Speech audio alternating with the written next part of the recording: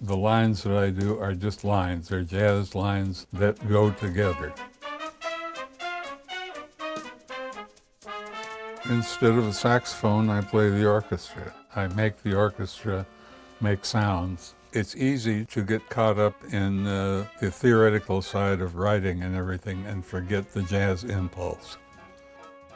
When I was a youngster, I was taken with big bands, seeing the guys up there in their uniforms and they're all looking slick. And I thought, boy, that'd be a nice thing to get into. The more I got into music, the more I got into jazz. And I thought, well, this jazz thing is it.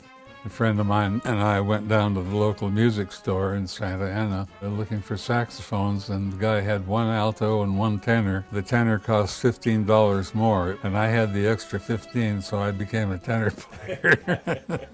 There was nobody in our town that I knew of that was a professional musician, so I had no one to talk to until I moved to LA in 1948. The tail end of the Central Avenue thing was still going on. So I went to some of those sessions and met some guys. West Coast jazz was in full flower at the end of '53. It produced a strange kind of music. It was light.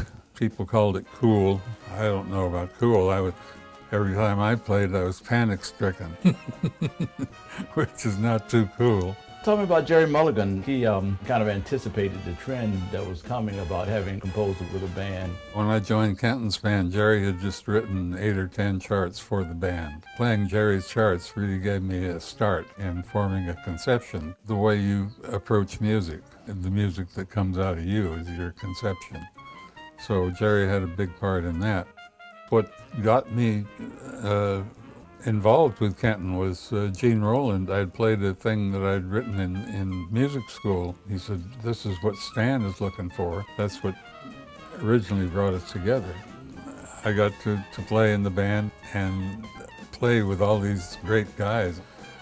And so, you know, my musicality was developing. I finally started bringing things in, and Stan kind of liked them. I got to be chief arranger myself a couple of years later, and then I got the assignments. Things like Stompin' the Savoy. When he laid that one on me, I'm thinking, oh my God, Benny Goodman, huh? How am I going to do this for Kenton? So I just distorted it, and it worked out fine. I started my band because I was mailing away scores to these different bands I was writing for, and I wouldn't hear the music until a year or two later. So I thought, well, a band would be great. I could hear my music right after I make it, and I could hear it week after week. And eventually, you know, the guys like the music so much that the band kind of runs itself now. What would you say to young aspiring musicians? What suggestions would you have to offer them? If you really got the fire, you know, go straight ahead.